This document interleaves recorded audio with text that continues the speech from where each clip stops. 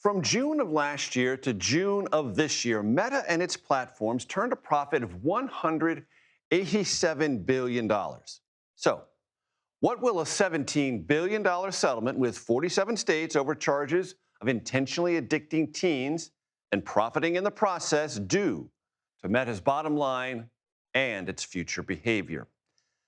Darline Graham wins the GOP Senate runoff in South Carolina, another illustration of President Trump's endorsement power and his obsession with punishing politically disloyal Republicans.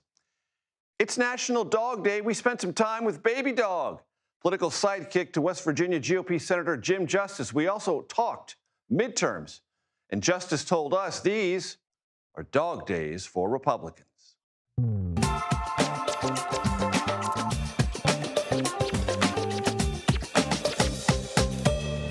Hello, everyone. I'm Major Garrett in Washington. Welcome to the Takeout. We're going to do something a little different tonight. As you well know, this open to the show, we call it internally the monologue, is usually thematic for what comes next, or a roadmap of where we're heading, but not tonight.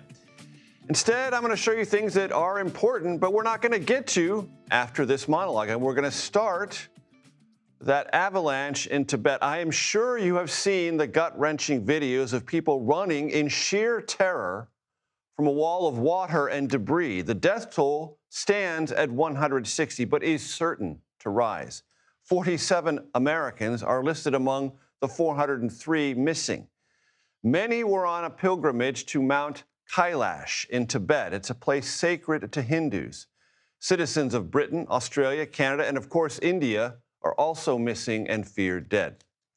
Another thing we're going to get to here, but not elsewhere. Bill Gates, who of course co-founded Microsoft and is now something of a tech futurist, philanthropist, and commentator, penned a lengthy essay about artificial intelligence. Gates warned that the headlong race to create new, faster AI models will bring massive and currently underappreciated disruptions that governments and AI companies are ill prepared for. Gates covers a lot of risks in this essay, but let's just focus on what he said about jobs. Jobs, he says, may soon disappear. Quote, "The biggest shift for workers will happen when AI provides nearly error-free work. At that point, it will be able to function on its own without a human checking in on it, and companies will have every economic incentive to let it. This will lead to a fundamental change in how we think about work, income, and economic security. How will an economy that's been built around employment operate if fewer people are working or if many people are working fewer hours?" Unquote. We have on this program and will again take up questions about AI, what it means for the economy, society, and our near-term future. We're just not going to get to it in detail tonight. One other thing we won't get to, except for here, it seems, I think we can say this unequivocally, we all love Dolly Parton, and we miss her more than we imagined we might. Her death has produced a global outpouring of praise and appreciation, properly so. Parton's death has given jet fuel, if I can say so, to an idea first introduced a year ago via a petition drive to rename Nashville International Airport Dolly Parton International Airport. That petition, as of this hour, has more than 90,000 signatures. I'm departin' for Parton. Has a nice ring to it, doesn't it? We think so. We think this should happen. While we wait for that, other news commands our attention, and we begin tonight with Nancy Cordes at the White House. Nancy, the president said a few things about the Iran war today that will continue for as long as necessary and other items. What did he say? He said it will continue as long as necessary, Major, but he also said it will be over very soon. He didn't exactly say how that would happen, didn't put a lot of meat on that bone, but nevertheless, he made that claim. He also made the claim, as he has been in recent days, that the Strait of Hormuz is essentially open. Oil is flowing. No big deal. All the mines have been removed. But we know from companies that track shipping in the Strait of Hormuz that while there are a handful of ships going through each day, maybe 20 or so, it's nowhere near the 170 ships, give or take, that we were seeing go through the strait laden with oil and other goods before the war. So the strait has a long way to go before it is fully reopened. Beyond that, the president continues to claim that Iran is really struggling both economically and militarily. He says that inflation there is at 300% and that Iran is no longer paying its military. We do know, however, that Iran is offering new bounties for anyone who manages to kill an American soldier of up to $60,000. Nancy, the president also answered a question about what he believes the fate of the supreme leader of Iran is. What did he say? Major, that has been one of the enduring questions over the past 6 or 7 months because the supreme leader was there when his entire family came under attack. He hasn't been seen since.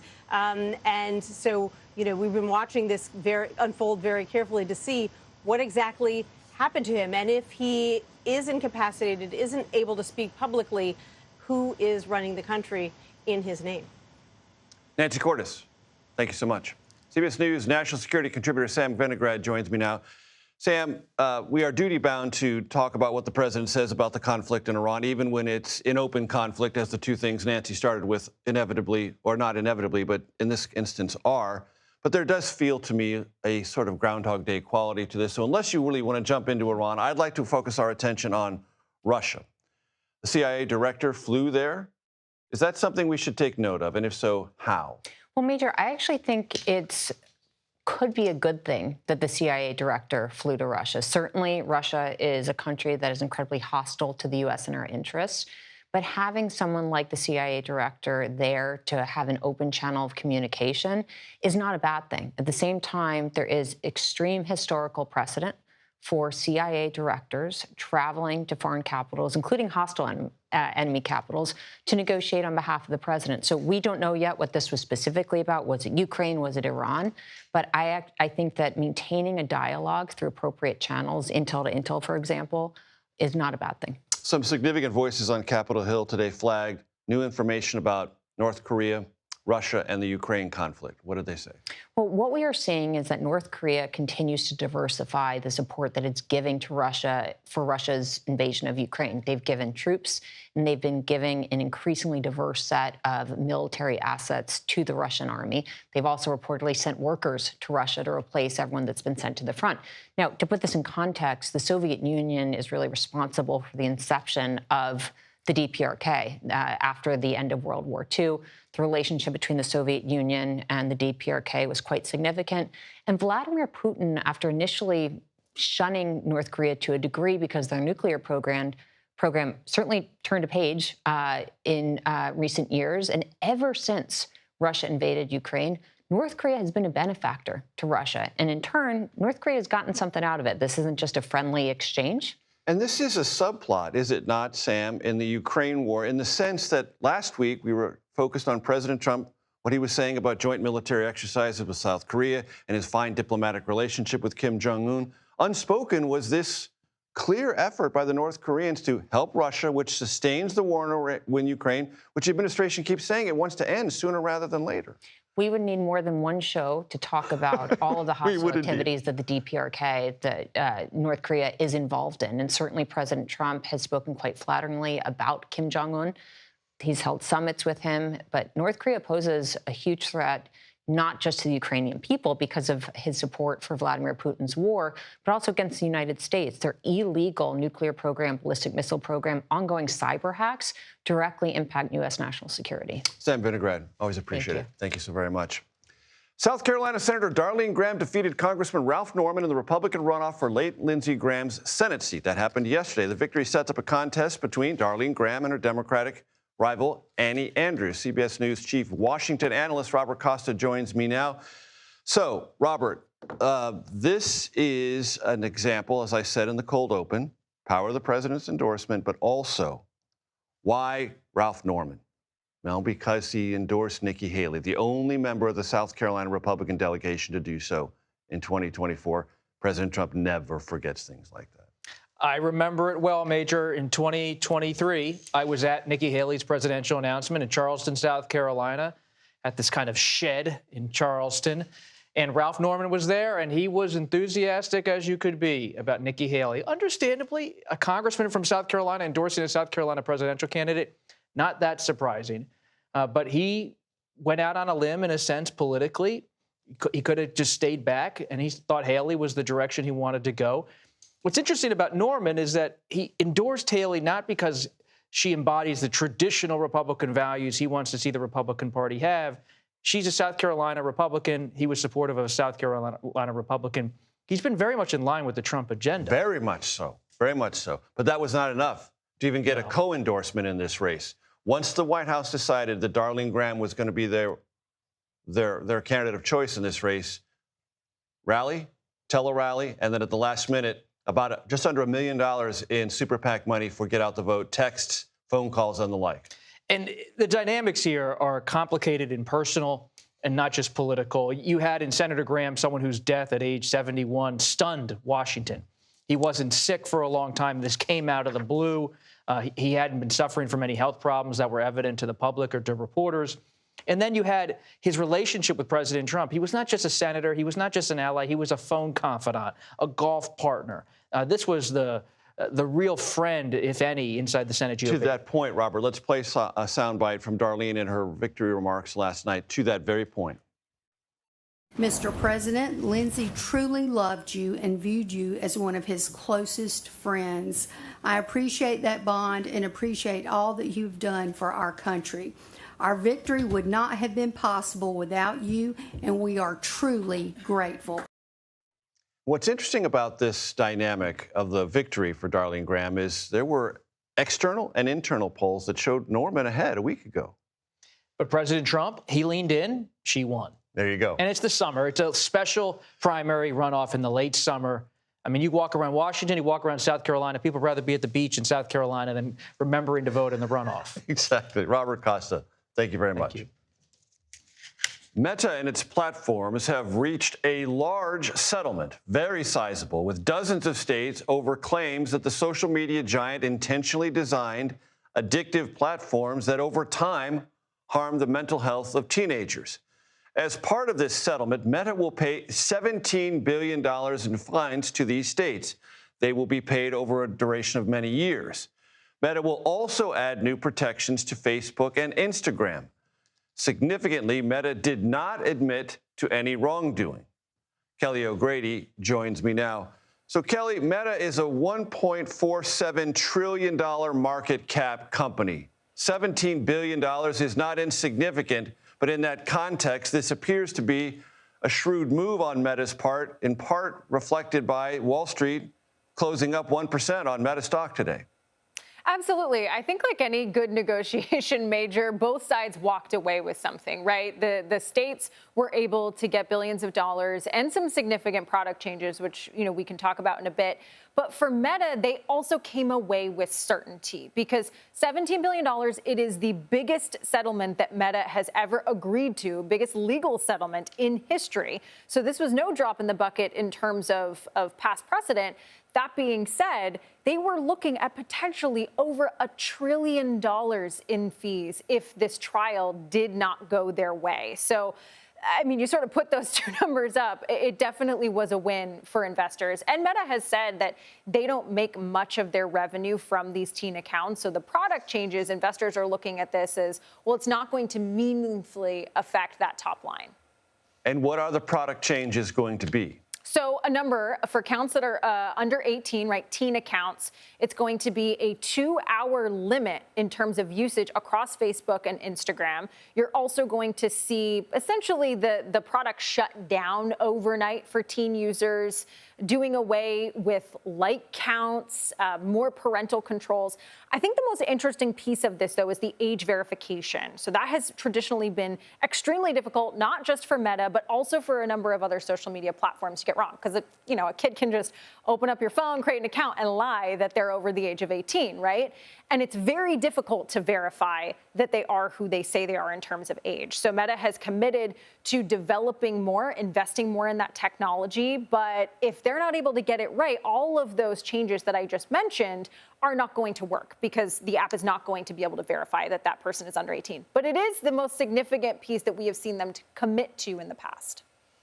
And Kelly, as I've read through my notes, 70% of this settlement amount, $17 billion, will be paid out over a decade. Then there's 30% contingent on the behavior of companies not called Meta or part of their platforms, YouTube and TikTok. I know, this was pretty shocking. I was reading through the fine print, and now it made sense that in Meta's first video statement by the chief legal officer, they were calling out YouTube and TikTok saying, hey, well, teens, and they're not wrong. If they're not going to use our platform, they can just go somewhere else. And so 30% of that total fee that we were talking about is contingent on whether TikTok and YouTube also go forth and make similar changes. And when you look at 30,000 feet of the landscape, there are tons of suits against TikTok, YouTube, Snap, other ones against Meta. Today's settlement, if approved by a judge, doesn't say that, yes, it's going to decide those other cases, but it certainly gives plaintiffs a blueprint of what they should push for. There's going to be a lot of pressure on these companies saying, well, why aren't you making the changes that Meta is? Right. Very quickly, Kelly, if you don't make the changes, those companies are exposed. And if they do, they might not be. That's right. But none of those suits have been decided yet. Right. Very good. Kelly O'Grady, great stuff as always. I appreciate it. Still to come, 85 witnesses have testified. The Lindsay Clancy murder trial now complete. We're going to preview tomorrow's closing arguments. Also, Prince Harry and Meghan Markle have arrived back in the United Kingdom. What we know about their homecoming. Plus, in honor of National Dog Day, the Takeout, well, Zooms with the most famous canine on Capitol Hill. Our conversation with West Virginia Senator Jim Justice and his English bulldog named Baby Dog. Takeout returns in 90 seconds.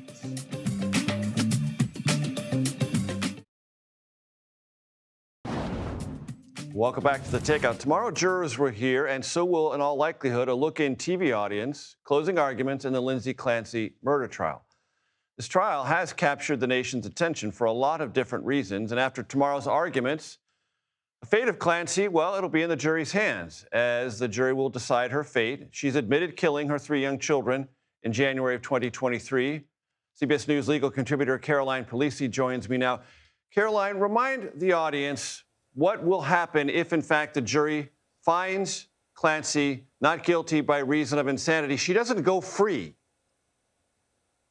That's right, Major. I think it's really important to remind people of that because I think there's a misconception that if she is found, in Massachusetts it's called not criminally responsible by reason of mental disease or defect, she would then be civilly committed to a state mental health facility, after which time, a period of time, her health care providers would evaluate whether or not she should be deemed safe to reenter society, and then a judge would have to sign off on it. But these last 5 weeks of testimony have been long. They've been grueling. And we're getting into some really intense testimony right at the end of the close of evidence today.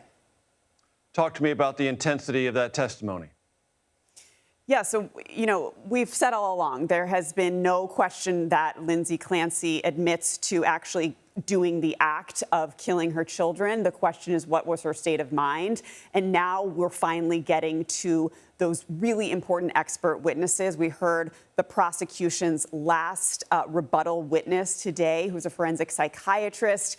And I got to tell you, Major, the cross-examination of him today was really telling by Kevin Reddington, Lindsay's defense attorney. He actually read portions of the prosecution's opening statements to the witness, and that witness could not agree with the prosecution's theory wholeheartedly. So I think it really shows how the prosecution's case has changed a little bit throughout the course of this trial, and we'll have to just wait and see how they tie it all together in closings tomorrow.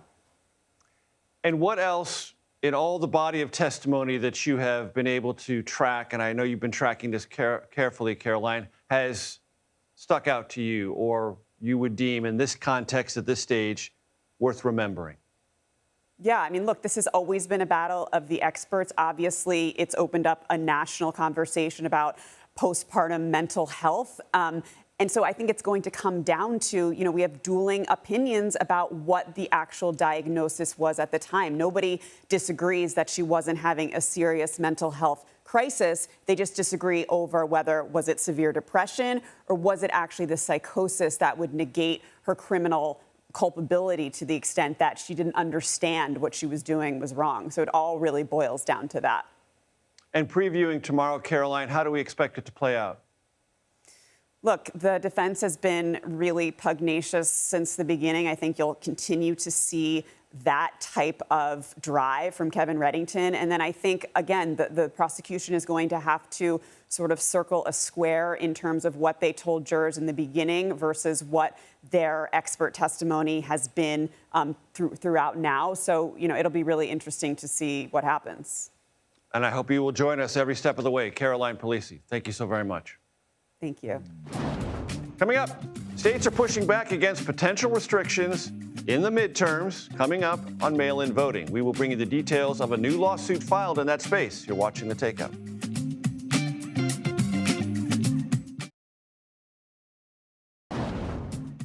Welcome back to The Takeout. Thanks for hanging out with us. Here is a look at what else we and now you are watching this evening. 24 states and the District of Columbia today filed a lawsuit that seeks to block new U.S. Postal Service guidelines that would impose tougher requirements for mail-in voting envelopes, including traceable barcodes. The new policies were published Friday in response to an executive order from President Trump back in March, and also in reaction to a Supreme Court ruling that allowed this process to go forward. The states are now arguing this will suppress votes. The Trump administration counter-argues it will help with election security. Watch this space.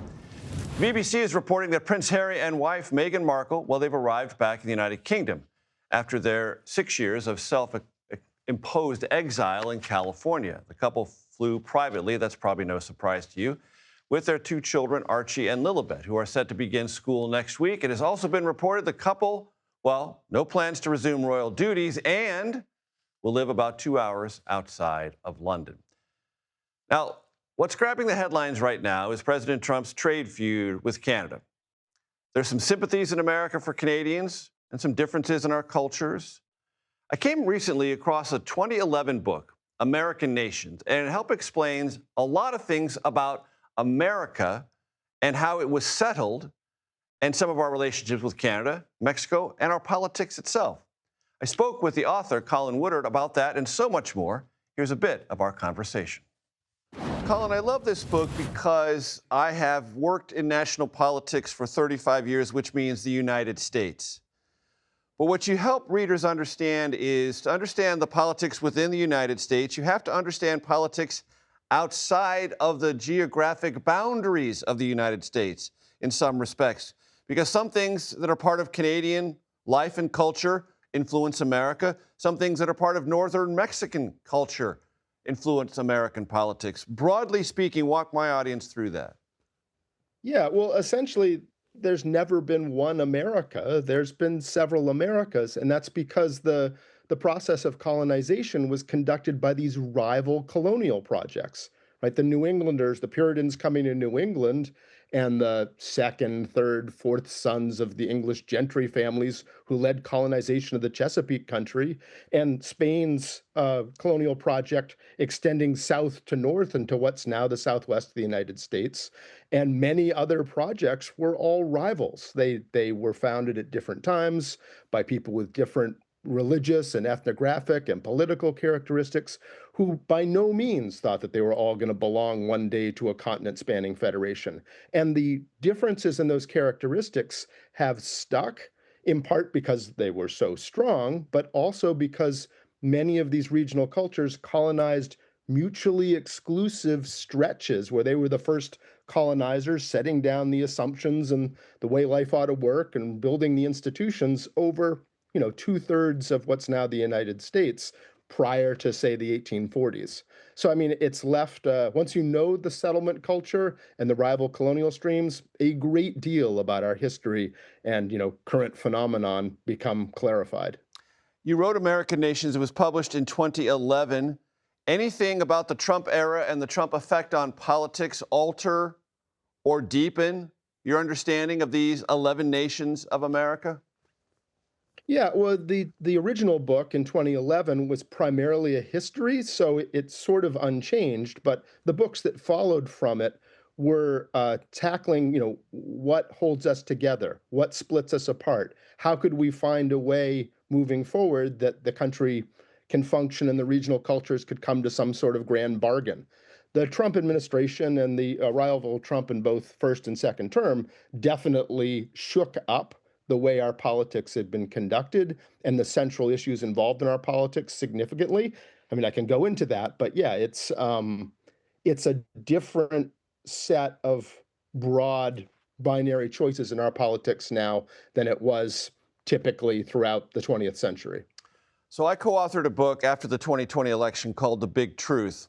It was about the election in 2020, what actually happened, not the slanders and lies that this election was stolen or somehow manipulated to create the presidency of Joe Biden. But I started that book intentionally writing about some future point in American history in the not too distant future where a dispute over an election in one state could lead to another state not recognizing that state's members of Congress and pulling apart from the federal union because they didn't recognize a state illegitimately sending members to Congress and creating a fissure in this country. Can't travel there. We're not going to send our tax dollars there. A kind of balkanization of the American Republic. Many people looked at that and said, wow, you are really dark. That's way out. You're way out there, bro. I think I was looking into the not too distant future. Oh, I mean, definitely. I mean, my background was, I was a foreign correspondent and a scholar of Eastern Europe and the Balkans, where, regimes fell and, democracy succeeded or failed. And absolutely, you can foresee all kinds of ways going forward in which things could fall apart. We don't want to go there. But if you end up in a situation where actors, say on the state level, and actors at the federal level both think that they're defending core elements of the Constitution, or say they are, and you end up at some point where armed forces of the two entities come to blows, both thinking they're acting legally, that's the disaster scenario. And you get to that by the federalization of National Guard forces in states against the wishes of a governor. I mean, we're edging in those directions. Well, and, ICE, is a fair read of ICE is that it's operating as a sort of, gendarme, loyal to the president, not the Constitution or the rule of law. And to have that deployed is an incredibly dangerous force. Right? These are the ways classically that, free societies fall and, dictatorships form, is through these very things that we're experiencing now. And I was one who in 2016 was concerned about this because I've seen this show before in other countries.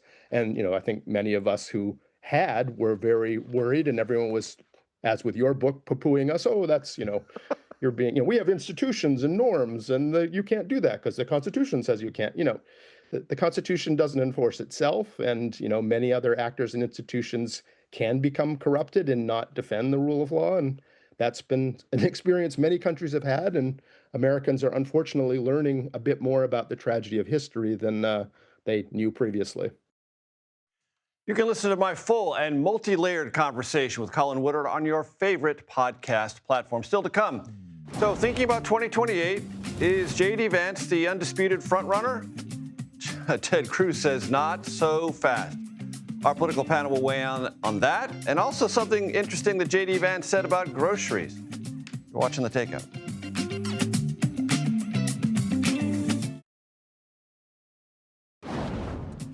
Welcome back to The Takeout and the ever-famous Takeout Tavern.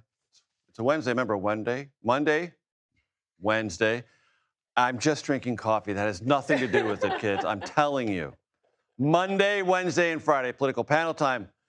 Former press secretary to Vice President Biden and Democratic strategist Kendra Barkhoff-Lammy, CBS News political contributor, Republican strategist Aaron McGuire. Aaron is also former communications director for Senator Ted Cruz, and we'll get to Ted Cruz in a second. But there was an RNC, Republican National Committee fundraising text from J.D. Vance. Said a lot of things, but it said, if you can't give right now, don't.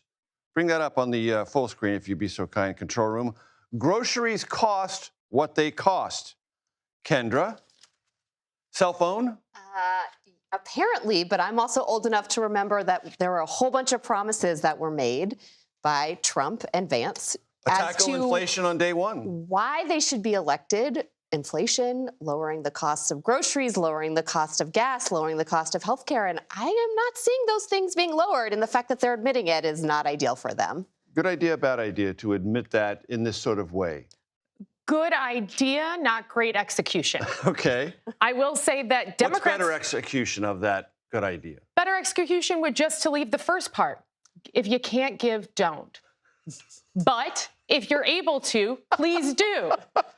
Right? We've hit Democrats. Don't own the reason why. Well, you can own the reason why, but you don't need to do it in a text like that. Okay. But, we hit Democrats for a long time for not acknowledging the truth, for trying to say that inflation wasn't real and all those things. You attacked them successfully on that And we did. So while I appreciate the notion of being honest and open with the American public, I think we could word it a little bit better. Got it. Speaking of Ted Cruz, he was asked recently about J.D. Vance. He's on a book tour. I talked to him on Monday about his book. And whether or not J.D. Vance is the sort of consensus Republican pick for 2028. Let's listen. Is this a party that has coalesced already behind J.D. Vance? Oh, no. There's going to be a full discussion about who we are and what we believe. Listen. Are you going to be part of that? There'll be time to figure that out. I'll certainly be part of the discussion because I care deeply about economically. I think we should be a conservative party. And on foreign policy, we've got to debate, are we an isolationist party that withdraws from the world, or do we believe in American leadership?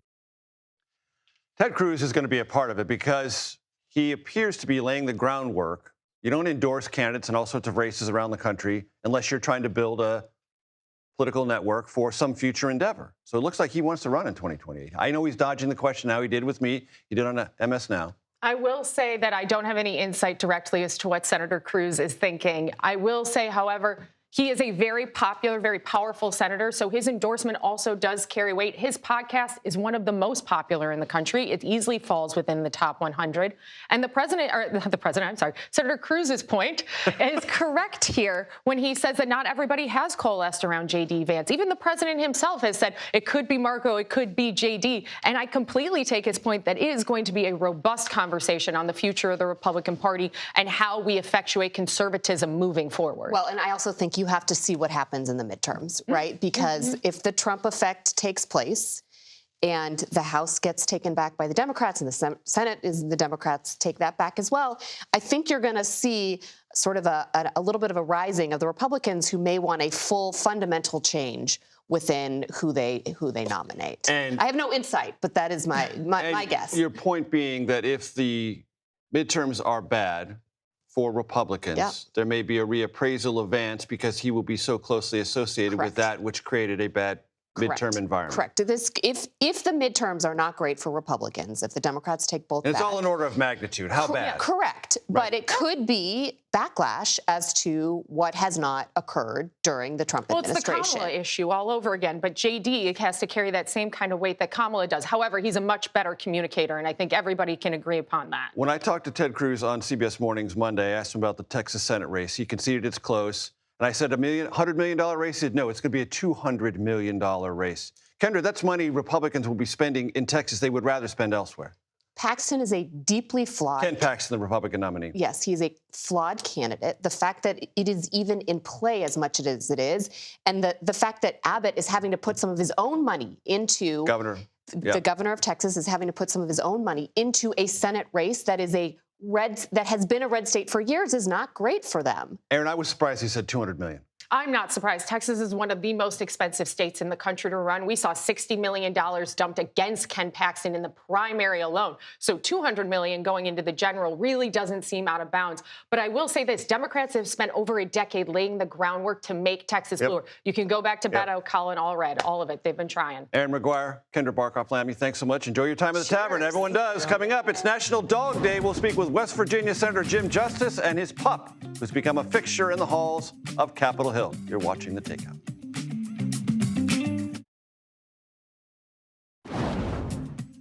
Welcome back to The Takeout. Today is National Dog Day, and we're going to take a close look at it with a four-legged celebrity from Capitol Hill. Meet Baby Dog. She's an English bulldog owned by West Virginia Republican Senator Jim Justice. Baby Dog rides in a distinctive wagon through the halls of the Senate. And earlier today, I spoke with Senator Justice and a very much well-fed baby dog. Senator Justice, welcome to the program. And this is the first Zoom interview I've ever conducted with Baby Dog. So my welcome to Baby Dog as well. How is Baby Dog doing on National Dog Day? He's doing very good. Major, we are always dialed in and envious of you and all the great work you do. But she's doing really good. We just did a thing at Rivers Health in Point Pleasant, West Virginia. Where they opened a new emergency room. We were able to maybe get them a little bit of funding for that and everything. And it all worked out really good. She's a little out of breath right now because, there's so many people. Everybody wants to see her. They don't give a hoot about me. That's all, and that's okay. But they all want to get a picture with Baby Dog. She's sitting outside, so she's a little out of breath, but she's doing good. And we were talking before we started, Senator. Baby Dog weighs in at 60 pounds, so 63.8 pounds. Is that correct? Yeah, she was real proud that she didn't hit 64. She's 63.8. And what does Baby Dog eat to get to 63.8 pounds? Well, she'll eat about anything except celery. She doesn't like celery. But she eats really good stuff. I mean, we feed her, really, really, really good stuff. But she's really good. That's all there's to it. I tell people all the time, we may be on the same dietary program, and that may be the problem. But she's really good. Major, I can't tell you this anymore than just this. But we had never owned a bulldog before. And we had 2 Boston Terriers sleeping in the bed with us every night.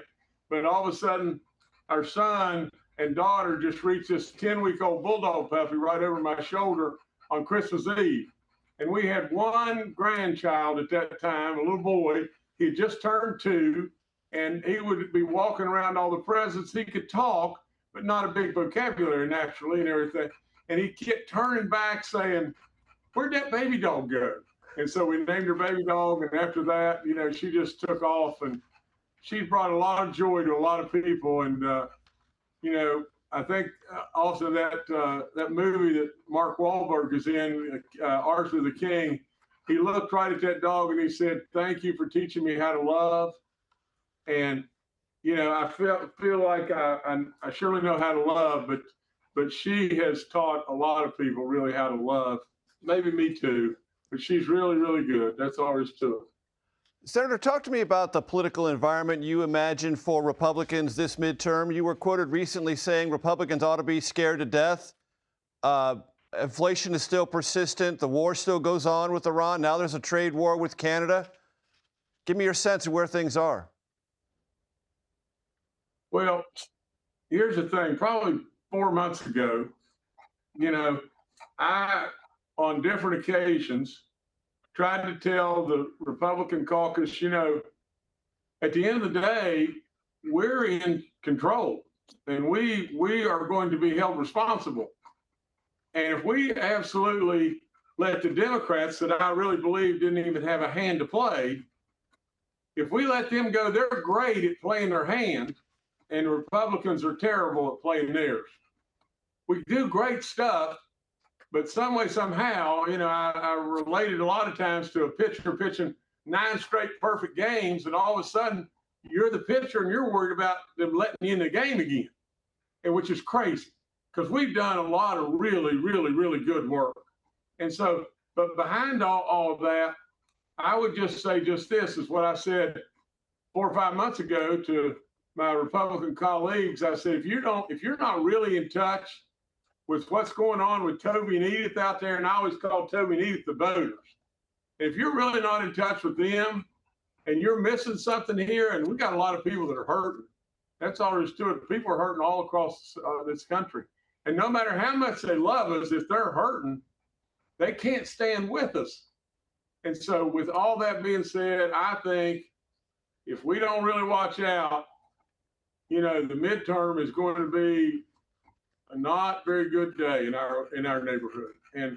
And we should always, I'm always the guy that would say, you got to run through the finish line.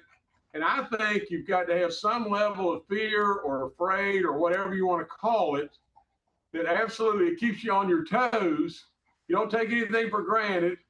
And really, we've done a lot of good stuff. And I love our president. I think he's done amazing stuff. But at the same time, there's a lot of stuff that's hanging out there that's causing a lot of people a lot of grief. Before I let you go, Senator, which do you prefer, the Senate or the governor's mansion? And I'll spread that question to Baby Dog also, because there is some conversation in West Virginia you might run for governor again. Well, I'd say this, Major, I'm not good about teasing people and jerking people around. I don't do that. It was an incredible honor being the governor of the great state of West Virginia. And we were in a tough spot. I mean, that's all there is to it. When I walked in the door, it was not a pretty scene. And when I walked out of the door, things were going pretty daggum good. And we were really proud of all that stuff that we were able to do. And you see, Major, I'm a different kind of guy. I'm a guy that's just going to tell you the truth all the time. I don't want anything. I'm a politician that doesn't want one thing, other than to try to do what our forefathers did. You see, they stepped up and really served, but I don't know what I'm going to do. And, it's an honor beyond belief being a senator. And we've done a lot of good, a lot of good for this nation. And that makes me humble beyond belief. But at the same time, being the governor was 8 years of hard work, but really good stuff. And either way I go, I'm going to keep slugging in every way I possibly can for the great people of West Virginia and the great people of all this country. So it's fair of me to hear you say, Senator, that you're not ruling out running for governor in 2028. It's absolutely fair. And, I'm thinking about it. There's a lot of people that come up and they're nice and they're gracious and everything. They say, we really want you to come back and everything. Well, a lot of people are doing that out of being just polite and good. But at the same time, I do love this state. I love it beyond good sense, and I love its people. And, we for a long time, we were almost expected to know our place. And our place, a lot of times, and I hate to say this, but a lot of times we're in competition with Mississippi on who was going to be dead last and stuff. And that's not any good, because West Virginia, I just think about this, Major, just the last thing I'll say, is West Virginia is within a rock's throw of 2/3 of the population of this country. And it has 4 of the most unspectacular seasons under the sun. We abound in natural resources, naturally coal and oil and gas, but we've got water and we've got timber. We've got so many natural resources, it's just off the chart. And the last thing I'd say is we got good people. They're smart people, they're craftsmen, they're the very best people. And I mean that from the bottom of my heart. Whether I ever run for another office, it doesn't matter. I mean it. And so with all that being said, if you've got those 4 points, how in the world can you be competing on who's going to be 50th and whatever? West Virginia is the diamond in the rough that everybody missed. And when I was the governor, a lot of people realized that. Senator Jim Justice and Baby Dog, I appreciate the time. Thank you very much. Thank you, sir. Here is our very friendly reminder. The Takeout is available as a podcast on Apple, Spotify, YouTube, and everywhere else. You can find each show there, as well as our long-form interviews, of which we do many. Happy Wednesday, everyone. This is The Takeout, relentlessly curious, reliably civil, occasionally clever. The Daily Report is next.